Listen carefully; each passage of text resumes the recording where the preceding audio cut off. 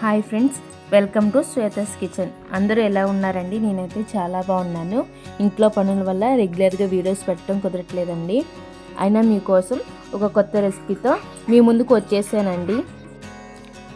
ప్రతిసారి చికెన్ తిని తిని బోర్ కొట్టిన మన నాలుకని సంతోషపరచడానికి ఈరోజు మీకోసం ఒక కొత్త నాన్ వెజ్ రెసిపీతో వచ్చేసానండి.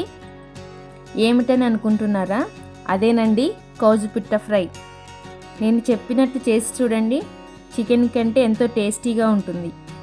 ఇంకా లేట్ ఎందుకు, లెట్స్ స్టార్ట్ ద వీడియో. ఈ కౌజుపిట్ట మాంసం వల్ల మనకు అనేక ప్రయోజనాలు ఉన్నాయి. ఈ కౌజుపిట్ట హెల్త్కి చాలా మంచిది. గుండె జబ్బులు రాకుండా నియంత్రిస్తుంది, జ్ఞాపక శక్తిని పెంచుతుంది, ఎనర్జీ లెవెల్స్ని కూడా పెంచుతుంది. ముందుగా ఈ ఫ్రై కోసం చిన్నగా కట్ చేసుకున్న కౌజుపిట్ట ముక్కలను తీసుకున్నాను. నేనైతే 4 పిట్టలు తీసుకున్నాను. మనిషికి ఒక పిట్ట అయితే సరిపోతుందండి. ఈ కర్రీ 4గురికి కరెక్ట్గా సరిపోతుంది. ఈ కౌజుపిట్టను 2 లేదా 3 సార్లు శుభ్రంగా కడిగి పక్కన ఉంచుకుందాం. ఇంకా కర్రీ కోసం స్టవ్ పైన ఒక ప్యాన్ తీసుకొని 5 లేదా 6 స్పూన్ల ఆయిల్ తీసుకోవాలి. ఈ కర్రీకి ఆయిల్ ఎక్కువగానే ఉండాలండి.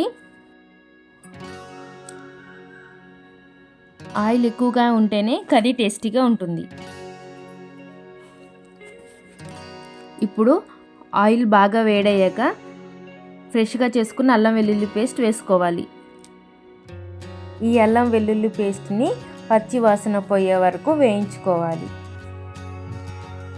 ఇలా వేయించుకోవటం వలన కర్రీ అల్లం స్మెల్ రాకుండా ఉంటుంది. మధ్యకు చీల్చిన పచ్చిమిర్చి వేసుకొని ఫ్రై చేసుకోవాలి. తరువాత 2 లేదా 3 మీడియం సైజు ఉల్లిపాయలు తీసుకొని సన్నగా తరిగి వేసుకోవాలి. ఈ ఉల్లిపాయలను గోల్డెన్ బ్రౌన్ కలర్లో వచ్చే వరకు ఫ్రై చేసుకోవాలి.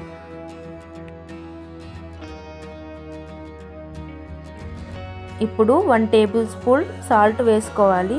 ఇలా సాల్ట్ వేసుకోవటం వలన ఉల్లిపాయలు త్వరగా మగ్గుతాయి. ఇలా 5 నిమిషాలు ఫ్రై చేసుకుంటే ఉల్లిపాయలు త్వరగా మగ్గిపోతాయి.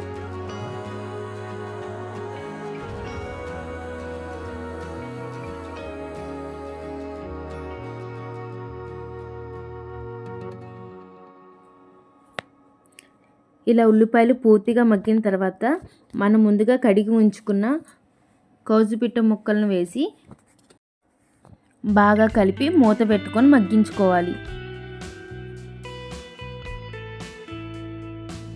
ఇలా చేయటం వల్ల ముక్కల నుంచి నీరు ఊరి ముక్కలు చక్కగా ఉడుకుతాయి.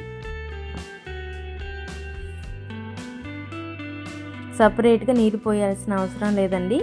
ముక్క నుంచి ఊరిన నీరే ముక్క ఉడకడానికి సరిపోతుంది. ఇలా 15 నిమిషాలు మగ్గించుకోవాలి. ఇలా ముక్కలు మగ్గాక అందులోకి 2 లేదా 3 టమాటా ముక్కలను వేసి బాగా ఫ్రై చేసుకోవాలి. ఇలా టమాటా ముక్కలు మగ్గాక అందులోకి 1 టీ స్పూన్ పసుపు, అలాగే 3 స్పూన్స్ కారం,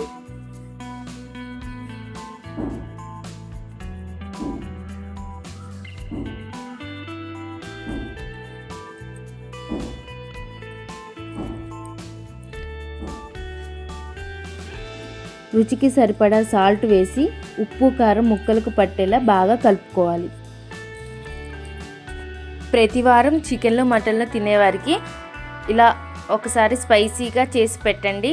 చాలా సంతోషంగా ఇష్టంగా తింటారండి.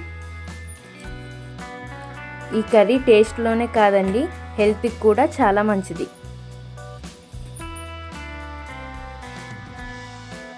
మూడు నిమిషాల తర్వాత 2 స్పూన్లు గరం మసాలా,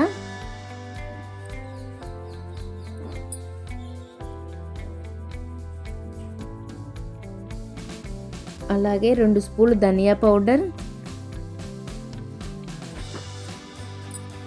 1/2 స్పూన్ జీలకర్ర పొడి వేసుకొని బాగా కలుపుకోవాలి.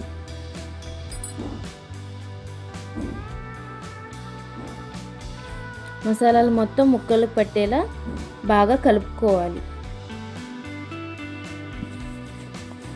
తర్వాత కొద్దిగా ఉల్లికాడలు, కొత్తిమీర,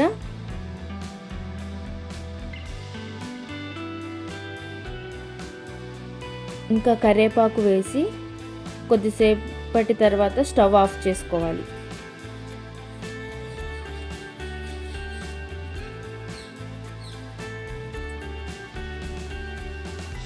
వేడి అన్నంలో సర్వ్ చేసుకొని తినేయటమేనండి. ఈ ఫ్రైతో పాటు టమాటా రసం చేసుకొని తింటే సూపర్గా ఉంటుంది. తప్పకుండా ట్రై చేస్తారు కదా. ట్రై చేయటమే కాదండి, ఎలా ఉందో కూడా చెప్పండి. మీకోసం ఎంతో కష్టపడి ఈ వీడియో చేశానండి. కొద్దిగా ఒక లైక్ చేసి ఎంకరేజ్ చేయొచ్చు కదా. ఈ వీడియో మీకు నచ్చినట్లయితే లైక్ చేయండి, షేర్ చేయండి, కామెంట్ చేయండి. అలాగే నా ఛానల్ని సబ్స్క్రైబ్ చేసుకోండి.